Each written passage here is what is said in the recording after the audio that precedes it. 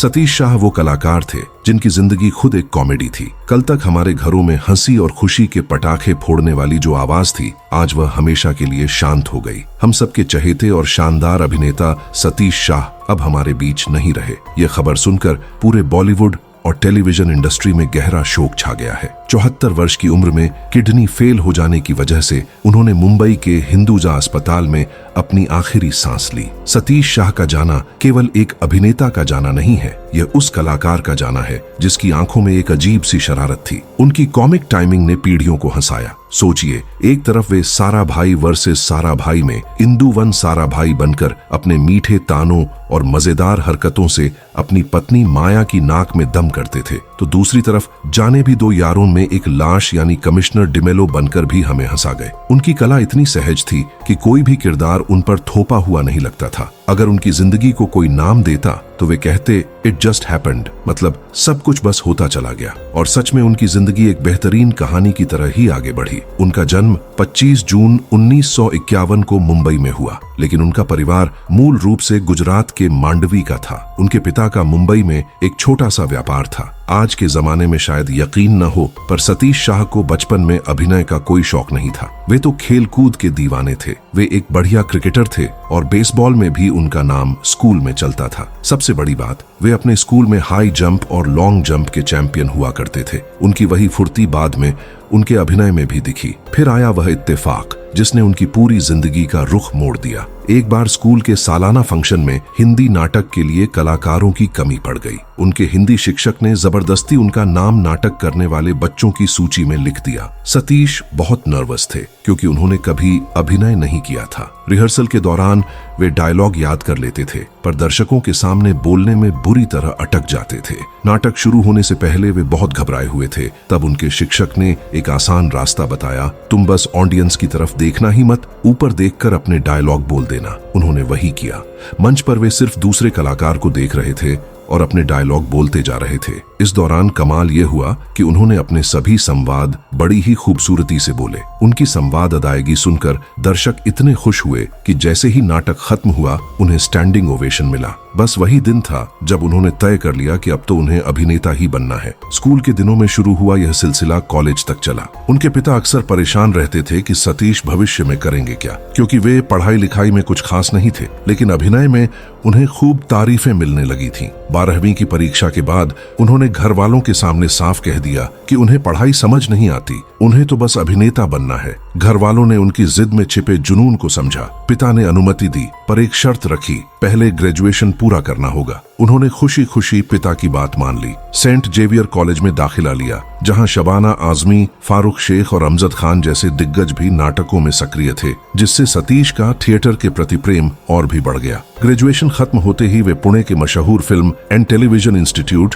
Of India पहुंचे, जिसे हम FTII के नाम से भी जानते हैं। यहाँ उन्हें मेरिट स्कॉलरशिप भी मिली और यहीं उनकी दोस्ती कुंदन शाह जैसे दिग्गजों से हुई। FTII से निकलने के बाद शुरुआती दौर बहुत मुश्किल था। उन्हें हीरो टाइप के रोल नहीं मिलते थे, बल्कि छोटे मोटे किरदार ही मिलते थे। वे खुद बताते थे कि जब वे कहते थे कि FTII से आए हैं तो थोड़ी इज्जत तो मिलती थी, पर काम नहीं मिलता था। सतीश शाह एक बार जब एक प्रोड्यूसर से मिले तो उसने उनकी तस्वीर मांगी, पर सतीश ने साफ मना कर दिया और बोले कि मैं बाद में भेजूंगा। उन्हें पता था कि कॉल दोबारा आने वाली नहीं है, तो महंगी तस्वीर क्यों बर्बाद करें। वे संघर्ष करते रहे, पर अपना हास्य और सहजता कभी नहीं छोड़ी। फिर 1983 में आई जाने भी दो यारों ने सतीश शाह को एक कॉमेडियन के तौर पर स्थापित कर दिया। इस फिल्म में उन्होंने भ्रष्ट म्युनिसिपल कमिश्नर डिमेलो का किरदार निभाया, जिसे कहानी में मार दिया जाता है और उसकी लाश को पूरे शहर में घुमाया जाता है। फिल्म के क्लाइमेक्स में महाभारत के नाटक वाला दृश्य, जिसमें वे लाश बने हुए हैं और बाकी कलाकार आपस में लड़ते हैं, हिंदी सिनेमा के इतिहास का सबसे अजीब और जबरदस्त कॉमिक सीन माना जाता है। कुंदन शाह ने एक बार कहा था कि डिमेलो लाश बनकर भी मजेदार था। इस फिल्म के बाद उनकी किस्मत चमक गई। फिल्मों में काम करते हुए भी सतीश ने छोटे पर्दे पर ऐसा कमाल किया जिसका कोई मुकाबला नहीं। साल 1984 में दूरदर्शन पर आया सिटकॉम ये जो है जिंदगी में उन्होंने कुल 64 अलग अलग किरदार निभाए। सोचिए, हर हफ्ते उनका एक नया रूप। कभी पारसी, कभी सिंधी, कभी रिपोर्टर या कोई रिश्तेदार। उनकी यह कला बताती है कि उनके अंदर इम्प्रोवाइजेशन की जबरदस्त क्षमता थी। नसीरुद्दीन शाह ने उनकी तारीफ करते हुए कहा था कि सतीश शाह इम्प्रोवाइजेशन के मास्टर हैं। बहुत कम कलाकार इतनी तेजी से और इतनी विविधता में इम्प्रोवाइज कर पाते हैं। इस शो की वजह से 1984 से 1986 के बीच उन्हें किंग ऑफ कॉमेडी कहा जाने लगा। छोटे पर्दे पर उनका सबसे आइकॉनिक किरदार साल 2004 में आया, इंद्रवदन साराभाई। साराभाई वर्सेस साराभाई में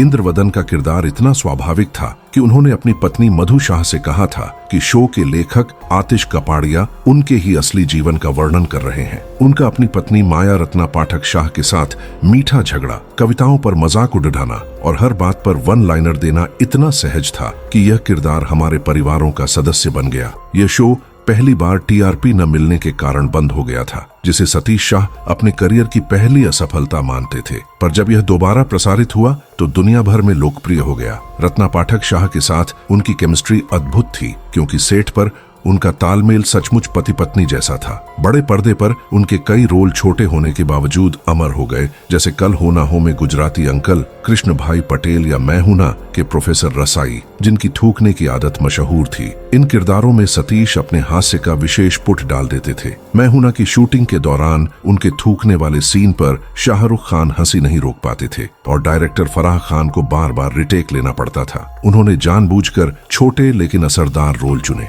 वे कहते थे कि यह जो है जिंदगी के बाद उन्हें लगभग 150 से ज्यादा समान रोल के ऑफर मिले, पर उन्होंने सब ठुकरा दिए क्योंकि वे क्वालिटी पर काम करना चाहते थे, अमीरी पर नहीं। उनकी निजी जिंदगी भी उतनी ही दिलचस्प है। उन्होंने 1982 में डिजाइनर मधु शाह से लव मैरिज की। सतीश को मधु से पहली नजर में प्यार हो गया था। इस फिल्म में उनको एक वार्डन का किरदार मिला था जिसका नाम वाई एमराज होता है, जो खुद को यमराज कहता है। साजिद खान की यह फिल्म फूडर कॉमेडी से भरी सुपर फ्लॉप फिल्म साबित हुई। इस फिल्म में खुद के किरदार को देखकर सतीश शाह बहुत शर्मिंदा हो गए थे। एक इंटरव्यू में उन्होंने बताया था कि इस फिल्म में लोगों ने उनके काम की तारीफ की थी, लेकिन उनकी अंतरात्मा ने कहा कि वह ये सब क्या कर रहे हैं, ये उनका वाला हास्य नहीं है। सतीश का मन उनको कचोटने लगा कि क्या सिर्फ पैसे के लिए वह ये फूडर किरदार कर रहे हैं। इस रोल से वह इतने शर्मिंदा हुए कि उन्होंने अदाकारी ही छोड़ दी। साल 2000 के बाद वह शायद ही कभी किसी फिल्म में नजर आए। उनको बहुत ऑफर आए, मगर उन्होंने सबको मना कर दिया। इसी के बाद से फिल्मी पर्दे पर यह मशहूर कॉमेडियन गुमनाम हो गया था। फिर अचानक 5 अक्टूबर को खबर आई कि सतीश शाह नहीं रहे। हर कोई हैरान, क्या वजह रही, कौन सी बीमारी थी? हर किसी के मन में यही सवाल है। दोस्तों, दरअसल सतीश शाह ने अपनी बीमारी दुनिया से छिपाई हुई थी। बढ़े हुए वजन और अनियमित दिनचर्या की वजह से उनको सालों पहले किडनी की बीमारी ने घेर लिया था। ये बीमारी ठीक होने का नाम ही नहीं ले रही थी। लंबे समय से सतीश शाह दवाइयों के जरिए इस बीमारी से लड़ रहे थे। अस्पतालों के चक्कर लगाकर परेशान हो चुके थे, लेकिन इस खतरनाक बीमारी ने शरीर में बढ़ना जारी ही रखा। धीरे धीरे किडनियां खराब हुई और अचानक दोनों किडनी फेल हो। इसी वजह से सतीश शाह की मौत हो गई। दोस्तों, ये तो हो गई सतीश शाह की कहानी, मगर क्या आपको ये पता है कि कपिल शर्मा, जिसके पास कभी ना खाने को खाना था, ना पहनने को ढंग का कपड़ा था, आज वह इंडिया का इतना बड़ा कॉमेडियन कैसे बन गया है? अगर आपको यह जानना है तो वीडियो स्क्रीन पर आ रहा है, क्लिक करके जरूर देखिएगा।